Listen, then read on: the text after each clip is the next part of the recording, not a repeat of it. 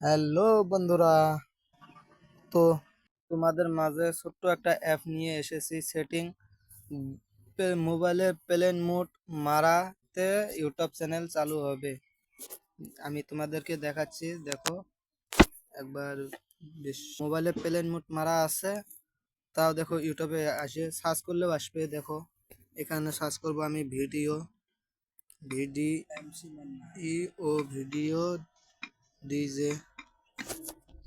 DJ দেখতে পাচ্ছেন।